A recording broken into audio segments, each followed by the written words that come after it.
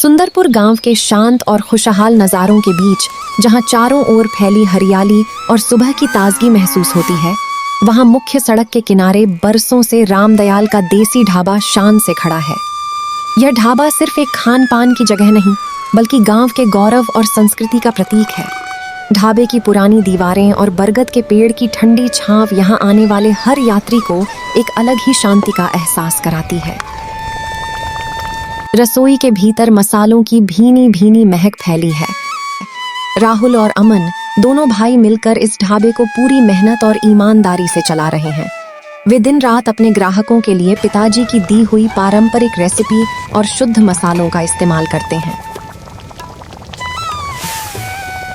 राहुल उत्साह से काउंटर पर खड़े होकर बोलता, अमन, देख रहे हो, हमारे ढाबे की सादगी और पिताजी के सिखाए मसालों के स्वाद को चखने के लिए आज फिर भीड़ बढ़ गई है।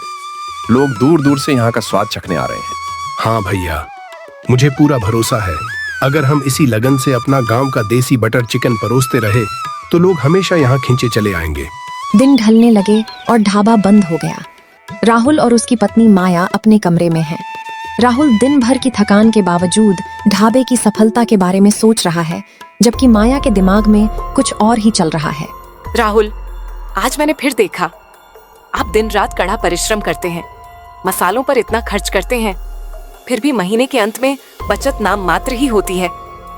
क्या आपको नहीं लगता कि हम वही लकीर पीट रहे हैं जो आपके पिताजी ने खींची थी? राहुल हैरानी से बोलता है, माया, तुम क्या कहना चाहती हो?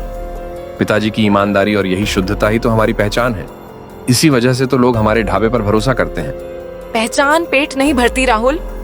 आप खुद ही देखिए शहर के उस नए ढाबे को, वे क्या कर रहे हैं? वे वही स्वाद देने का नाटक करते हैं, लेकिन लागत बहुत कम है। वे शुद्ध मसालों के बजाय मिलावटी और सस्ते मसालों का उपयोग करते हैं। कोई पकड़ भी नहीं पाता। अगर हम भी थोड़ा सा समझौता करें तो हमारा मुनाफा 3 गुना हो जाएगा। हम भी शहर में अपनी एक बड़ी ब्रांच खोल सकते हैं, जहां हम राजा की तरह रहेंगे। लेकिन माया, मिलावट करना पिताजी की विरासत का अपमान होगा। अगर ग्राहकों को पता चल गया तो वो हम पर से विश्वास खो देंगे। विश्वास केवल स्वाद में होता है। अगर स्वाद बरकरार रहा तो किसी को क्या फर्क पड़ता है कि मसाला कहां से आया? क्या आप पूरी उम्र बस इसी छोटे से ढाबे में घिसते रहेंगे? भविष्य के बारे में सोचिए। थोड़ा सा बदलाव बड़ी खुशहाली ला सकता है। अगर हम आज रिस्क नहीं लेंगे तो पीछे रह जाएंगे। राहुल चुप हो जाता है। उसके मन में लालच की चिंगारी सुलगने लगती है। उसकी आंखों में वह चमक दिखाई देने लगती है जो ईमानदारी के बजाय दौलत की प्यास से उपजी है। ढाबे की रसोई में दोपहर की तपिश और पकते हुए खानों की महक के बीच राहुल अपनी सनक में मशगूल था। उसके सामने वह मिलावटी मसालों की बोरी थी, जिसे वह बहुत ही शातिर तरीके से असली मसालों के डब्बों में मिला रहा था। तभी अमन, जो अभी अभी बाजार से ताजी सब्जियां लेकर लौटा था, रसोई में कदम रखता है। उसकी आंखों के सामने जो नजारा था, उसे देखकर उसके पैर जैसे वहीं जम गए। भैया, ये आप क्या कर रहे हैं? ये क्या मिला रहे हैं? पिताजी ने तो हमें कसम खिलाई थी कि चाहे जो हो जाए, इस ढाबे की पवित्रता और स्वाद से कभी समझौता मत करना। अमन, तुम बच्चों जैसी बातें मत करो। आज के जमाने में ईमानदारी से पेट नहीं भरता। लोग स्वाद देखते हैं, कौन सा मसाला कौन सा नहीं, ये किसी को नहीं पता चलता। मैंने हिसाब लगाया है, इससे हमारा मुनाफा 3 गुना हो जाएगा। भैया, कृपया मेरी बात सुनिए। अगर किसी को पता चल गया तो हमारी बदनामी होगी। गांव गांव में लोग हमारे ढाबे की मिसाल देते हैं। आप इसे मिट्टी में मत मिलाइए। मैं आपसे विनती करता हूँ, आप इसे मत कीजिए। राहुल गुस्से में आपा खोते हुए बोलता है, बहुत हो गया तुम्हारा ये उपदेश। मैं इस ढाबे का बड़ा भाई हूँ, ओनर मैं हूँ। फैसला लेने का हक सिर्फ मेरा है। तुम्हें मेरी बात पसंद नहीं है तो फिर इस ढाबे में रहने की कोई जरूरत नहीं है। भाग जाओ यहाँ से। मुझे तुम्हारी ये बेकार की ईमानदारी नहीं चाहिए। अमन सन्न रह जाता है। वह जिस ढाबे को अपना पूरा जीवन समर्पित कर दिया था, आज वही भाई उसे बेगाना कर रहा था। अमन की आंखों से आंसू छलक पड़े और वह झुके हुए सिर के साथ चुपचाप बाहर की ओर कदम बढ़ा देता है। सूरज ढल रहा है और अमन का घर पर पहुंचना ही उसकी टूटी हुई हिम्मत को दर्शाता है। वह घर की दहलीज पर बैठ जाता है। उसकी पत्नी मीरा, जो रसोई में खाना बना रही थी, उसकी आहट सुनकर बाहर आती है। वह अमन की ऐसी हालत देखकर घबरा जाती है। क्या हुआ अमन? आप ऐसे क्यों बैठे हैं? और आप अभी तक तो ढाबे पर होने चाहिए थे। अमन की आवाज गले में फंस जाती है। वह सिसकते हुए मीरा को सारी बात बताता है। मीरा, उन्होंने सब कुछ खत्म कर दिया। अब मेरा क्या होगा? मैंने अपना सब कुछ उस ढाबे में लगा दिया था। मीरा ने शांति से अमन को सुना। उसके चेहरे पर उदासी नहीं, बल्कि एक अजीब सा आत्मविश्वास था। सुनिए अमन, आपके भाई ने आपको उस ढाबे से निकाला है, लेकिन वह आपका हुनर नहीं छीन पाए हैं। वो स्वाद आपके हाथों में है। अगर वे आज गलत रास्ते पर चल रहे हैं तो उन्हें उनकी मंजिल तक पहुंचने दीजिए, लेकिन हम क्यों हार मान लें? अमन हैरानी से बोला। पर हम क्या कर सकते हैं मीरा?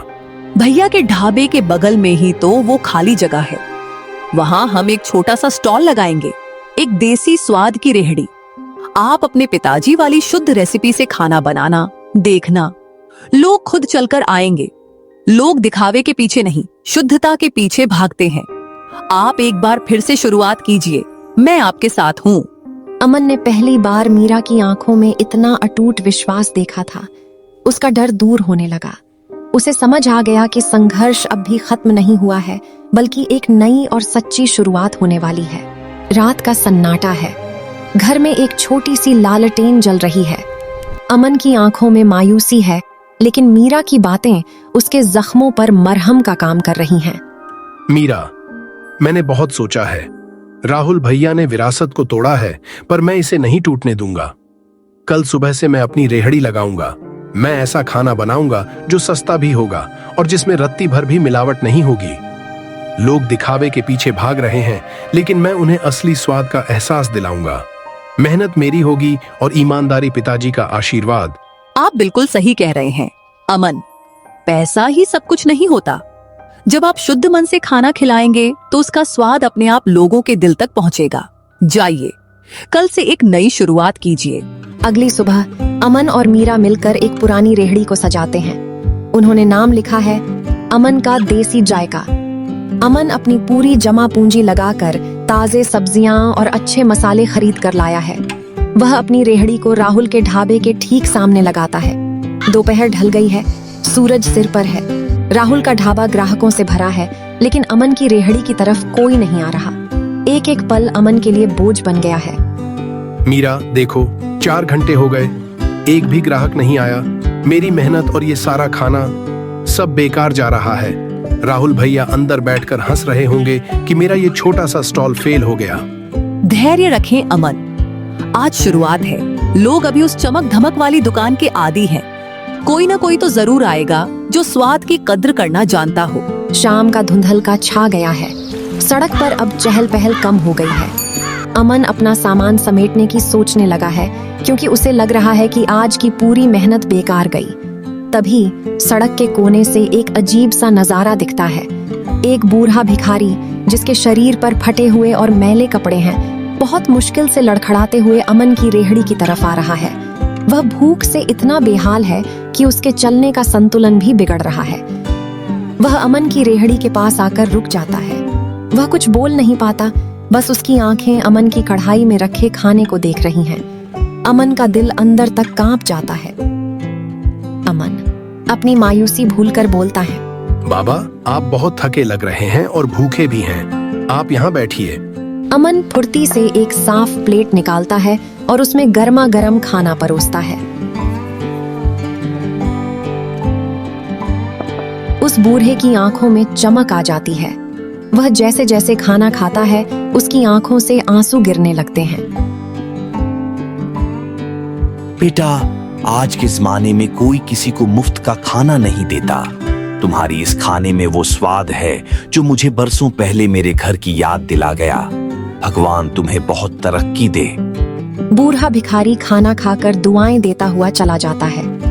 अमन और मीरा खामोश खधेये हैं। उनकी बिक्री शून्य थी, लेकिन उस भिखारी को खिलाकर अमन के चेहरे पर जो शांति थी, वो हजारों रुपयों के मुनाफे से कहीं बढ़कर थी।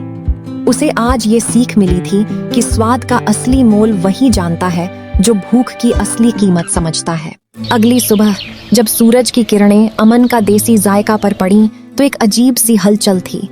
वह बूढ़ा भिखारी जिसे अमन ने खाना खिलाया था, गांव के चौक पर बैठा सबको बता रहा था। उस लड़के के खाने में जो स्वाद है वो मैंने बरसों में नहीं चखा, एकदम शुद्ध और साफ। देखते ही देखते वह खबर आग की तरह फैल गई। अमन की छोटी सी रेहद्दी पर धीरे धीरे लोगों की कतार लगने लगी। मजदूर, राहगीर और गांव वाले सब अमन की सादगी और स्वाद के मुरीद हो गए। अमन की आंखों में संतुष्टि थी और मीरा के चेहरे पर एक गौरवपूर्ण मुस्कान। दूसरी ओर राहुल अपने ढाबे के काउंटर पर खड़ा था, लेकिन उसका ध्यान अपने ग्राहकों पर कम और अमन की रेहड़ी पर लगी भीड़ पर ज्यादा था। उसकी आंखों में जलन और नफरत साफ दिख रही थी। राहुल गुस्से में बड़बड़ाते हुए बोला, ये अमन, ये कैसे हो सकता है? एक छोटी सी रेहड़ी वाला मेरे इतने बड़े ढाबे को कैसे मात दे सकता है? उसकी पत्नी माया उसके पास आती है। उसकी आंखों में एक शातिर चमक है। देख रहे हो राहुल, वे लोग तुम्हारी ईमानदारी की नहीं, अमन की बेवकूफी की भीड़ है। अगर तुमने अभी कुछ नहीं किया तो तुम्हारी बची कुची साख भी खत्म हो जाएगी। लोग कम हो रहे हैं, धंधा मंदा पड़ रहा है। तो मैं क्या करूं माया? मेरा पूरा मुनाफा उसी रेहड़ी वाले की वजह से गिर रहा है। मुनाफा गिर रहा है क्योंकि तुम अभी भी डर रहे हो। लोग कम हो रहे हैं तो इसका मतलब ये नहीं कि तुम हार मान लो, बल्कि अब और भी ज्यादा मिलावट करो और भी सस्ते मसाले इस्तेमाल करो। कीमत इतनी कम कर दो कि लोग चाहकर भी अमन के पास न जा सकें। हमें अपना प्रॉफिट हर हाल में बढ़ाना है, चाहे उसके लिए कुछ भी करना पड़े दे। राहुल की आंखें लालच से भर जाती हैं। उसे अमन की कामयाबी उसकी अपनी हार लगने लगती है। वह माया की बातों में आकर उस अंधे कुएं में कूदने को तैयार है जहां से अब वापसी मुमकिन नहीं थी। तुम सही कह रही हो माया।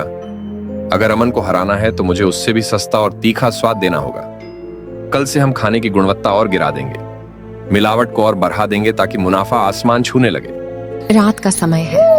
राहुल के ढाबे की रसोई में एक अजीब सी हलचल है। माया, जो अब पूरी तरह से लालच में अंधी हो चुकी है, राहुल को और अधिक मिलावट के लिए उकसा रही है। राहुल का चेहरा तनाव से काला पड़ गया है। राहुल, देखो उस अमन की रेहड़ी को। कल भी वहां भीड़ थी और हमारा ढाबा सूना पड़ा था। अगर हम ऐसे ही बैठे रहे तो हम सड़क पर आ जाएंगे। अब हमें और भी घटिया और सस्ते मसालों का उपयोग करना होगा। हमें अपना मुनाफा बढ़ाना है किसी भी कीमत पर। लेकिन माया, लोग बीमार पड़ रहे हैं। कल एक बच्चा अस्पताल पहुंचा था। लोग बीमार पड़ रहे हैं तो उन्हें अस्पताल ले जाना हमारा काम नहीं है। हमारा काम है नोट छापना। अगर तुम डरपोक हो तो हटो यहाँ से। मैं खुद ये जहर मिलाऊंगी। मुनाफे के आगे ये जान मान कुछ नहीं होता। राहुल माया की बातों में आकर अपनी अंतरात्मा की आवाज को पूरी तरह कुचल देता है। वह पागलों की तरह उस मिलावटी मसाले को हंडिया में उंडेल देता है। अगली दोपहर एक लग्जरी टूरिस्ट बस ढाबे के सामने रुकती है। करीब 30 से 40 लोग, बच्चे, बूढ़े और जवान बड़े उत्साह के साथ राहुल के ढाबे में प्रवेश करते हैं। राहुल और माया बड़ी चालाकी भरी मुस्कान के साथ उनका स्वागत करते हैं। आइए आइए, हमारे ढाबे जैसा स्वाद पूरे शहर में कहीं नहीं मिलेगा। लोग खाना शुरू करते हैं। कुछ ही देर में माहौल बदल जाता है। एक बच्चा अचानक अपने पेट को पकड़कर चीख पड़ता है। फिर एक अधेड़ उम्र का आदमी कुर्सी से नीचे गिर जाता है। चारों तरफ उल्टी, दर्द और चीखों का मंजर है। मुसाफिर दर्द से कराहते हुए बोलता है, ये क्या खिला दिया तुमने? मेरा बेटा मर रहा है। इसके खाने में जहर था। माया घबराहट में काउंटर के पीछे छिपने की कोशिश करती है, जबकि राहुल के होश उड़ गए हैं। अमन, जो अपनी रेहड़ी पर लोगों को शुद्ध खाना खिला रहा था, चीखें सुनकर दौड़कर वहां पहुंचता है। वह देखता है कि लोग तड़प रहे हैं। वह तुरंत एम्बुलेंस को कॉल करता है। भैया, मैंने आपको रोका था। मैंने कहा था कि ये मत कीजिए। आपने पैसे के लिए इन लोगों की जान दांव पर लगा दी। आज आपने बस लोगों को ही नहीं, पिताजी की इज्जत को भी मार दिया है।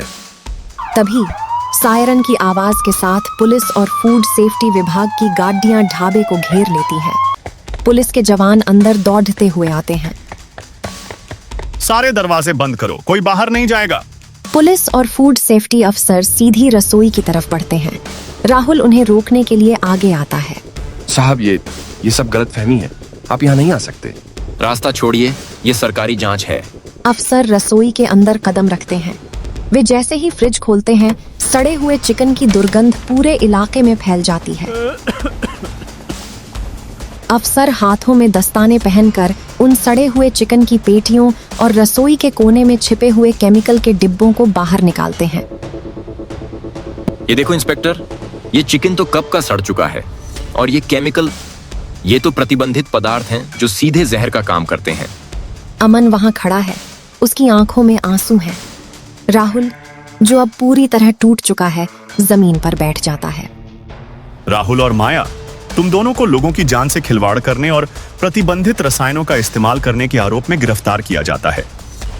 पुलिस कांस्टेबल आगे बढ़ते हैं। माया अब भी बहस करने की कोशिश करती है, लेकिन इंस्पेक्टर उसे चुप करा देते हैं। अब थाने में जाकर अपनी सफाई देना। अभी के लिए इस ढाबे को पूरी तरह सील किया जाता है। राहुल को जब पुलिस बाहर ले जा रही होती है तो वह पीछे मुड़कर अमन को देखता है। अमन की नजरें नीचे झुकी हुई हैं। शायद अपने भाई की इस हालत पर उसे आज भी उतना ही दुख है जितना पहले था। ढाबा सील हो चुका है। अमन की रेहड़ी के पास लोग अभी भी खड़े हैं। अमन ने आज भी अपनी रेहड़ी पर शुद्ध खाना बनाया है। वह लोगों को खाना परोसता है, लेकिन उसकी आंखों में एक गहरी शांति है। उसने ढाबा तो खो दिया, लेकिन स्वाद और भरोसा बचा लिया, जो उसके पिता की सबसे बड़ी पूंजी थी।